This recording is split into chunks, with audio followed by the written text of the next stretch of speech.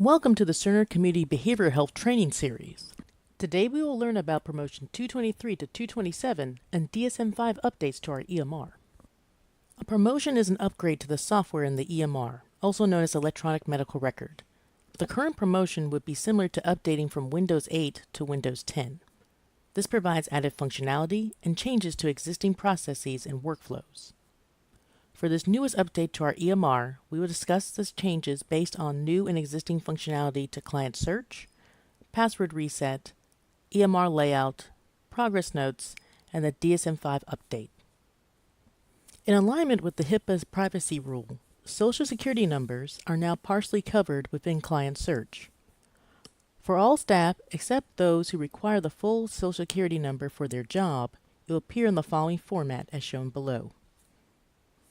As the format is changed, you will not be able to search for a client by their Social Security number if you have your view in this format.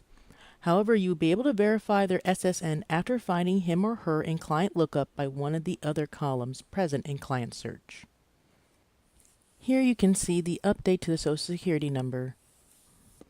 In the EMR today, there's existing functionality within Client Search to help you find your clients. This helps to prevent the opening of a new client chart for existing clients. The alias list allows you to search for clients by their alias name. This comes directly from the alias box within the demographic assessment. The client list filters allow you to filter client search by a client's first name, ethnicity, primary unit, primary subunit, single accountable individual or SAI, age, sex, or active status. The alias list can be found within the Client Lookup. At the bottom of the window, you will left-click once on Alias List, which is found to the left of Client List. Client List filters are also found in Client Lookup. At the bottom of the window, you will left-click once on Client List Filters, which is found to the left of the Alias List. After you've entered the applicable selections within the fields above, you will left-click once on Apply Filters at the bottom right-hand corner. If you wish to clear any of your selections, you will choose Clear Filters. One exciting new update to our EMR is the Password Reset tool. Like the reset tool you have for your login to the computer, this reset tool is for the EMR. If you forget your password, you do not have to contact Help Desk for assistance. In order to utilize this tool, you will need to first set up your security questions within Anasazi. This requires you to log into the EMR first. After creation of your security questions, you can manage them at any time within the EMR.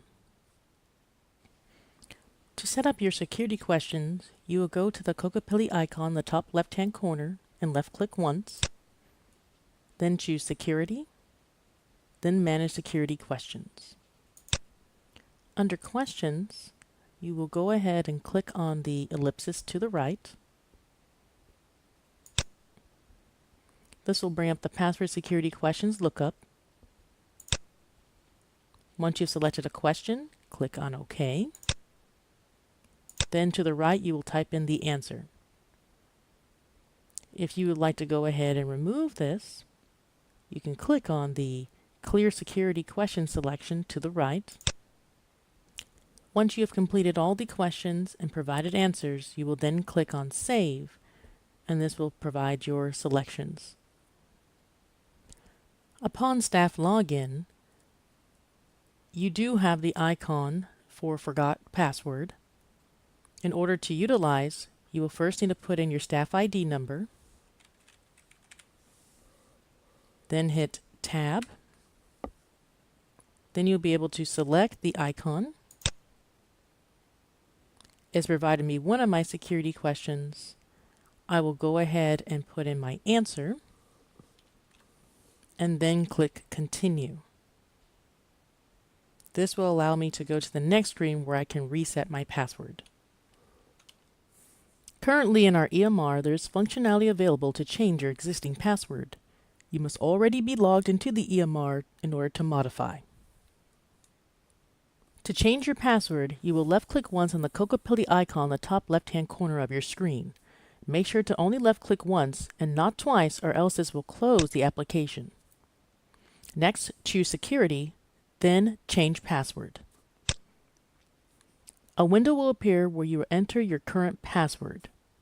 Then type your new password, confirm your new password, and then left-click once on OK. Currently in our EMR, there's a tab entitled Face Sheet. This tab will be provided to all staff with the client's demographic information.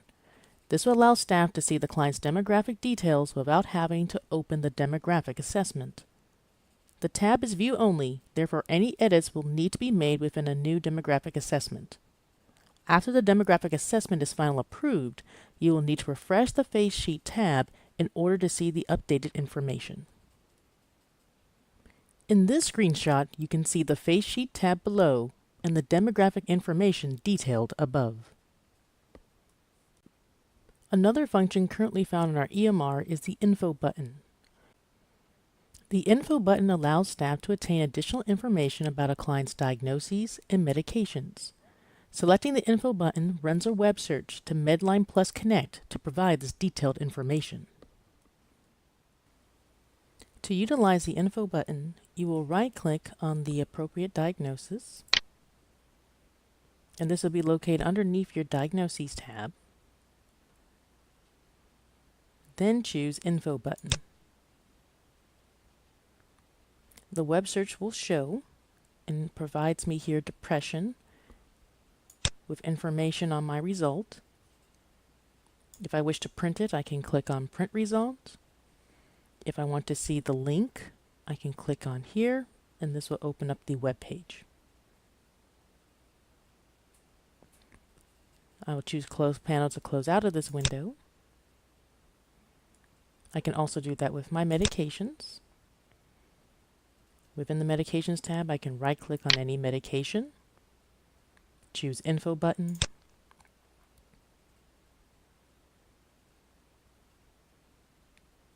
and it provides me with a link, which I can choose, and provides me the Medline Plus article to review. If you get this error, just click Yes. You can also print this result. If it's finished, you can go ahead and click Close Panel. Another exciting update with the promotion is the change to progress notes. The format will now be similar to assessments.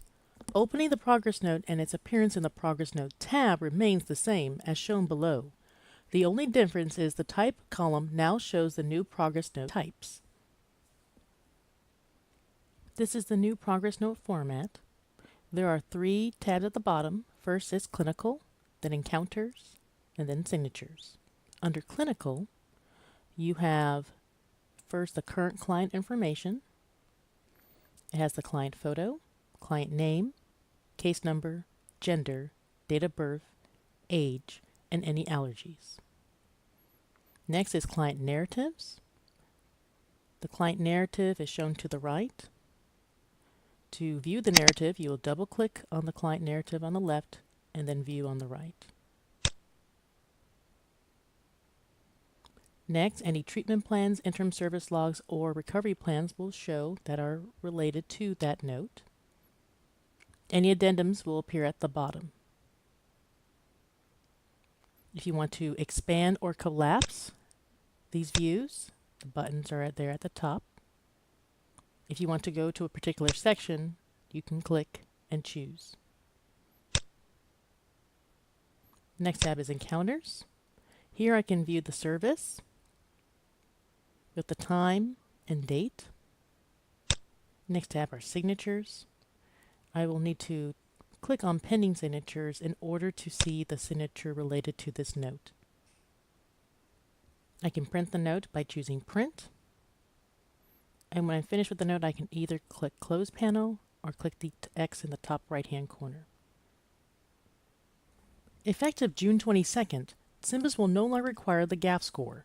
As such, we will be implementing DSM-5 diagnosing on the same date in the EMR. With this activation, all ICD-9 codes require deactivation. If you have any services linked to an ICD-9 code, they will be suspended and unbillable. Please make sure to review Data Warehouse to see if you have any ICD-9 diagnoses for any of the current diagnostic assessments you have rendered. In adult services, the GAF will be replaced by the Identified Needs Threshold, or INT. For child services, the GAF is removed with no replacement. The INT is calculated for all ANZA assessments, regardless of diagnosis. Replacement of the GAF with INT will not change the current recommended level of care for your clients or the algorithm for determining the level of care. The INT is determined by the following modules on the ANZA: risk behaviors, behavioral health needs, life domain functioning, psychiatric hospitalizations, and psychiatric crisis history. This is the new DSM-5 diagnostic assessment. The first question asks about receiving substance use related services, which the current assessment also asks. The next question is new. It asks the primary program of diagnosis review. Answers include MH, IDD, ECI, or other. Below this are disorders and conditions. In this box, you will have axis 1 through 3.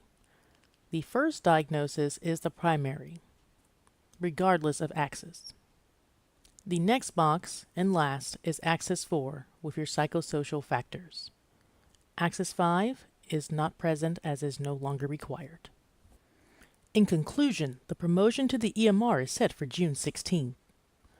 The updates include the following. Only the last 4 digits of the Social Security number will appear in client search. Remember, you will not be able to look up a client by their Social Security number with this change. Instead, you need to find the client by one of the other columns or use the alias list or client list filters. Password reset will be available for users. When you first log into the EMR after the promotion, please complete your security questions as soon as possible so you can use this exciting feature. The face sheet and info button will be available for use for all staff to help in client care. Progress notes will appear in a different format. For those who complete progress notes, you will learn this new functionality in a separate training module. Effective June 22nd, DSM-5 will be implemented. This will provide a new DSM-5 assessment with no GAF score and axis 1 through 3 in one box. Additionally, all ICD-9 diagnostic codes will be deactivated. If you have any questions, please contact us at Help Desk so we can assist you.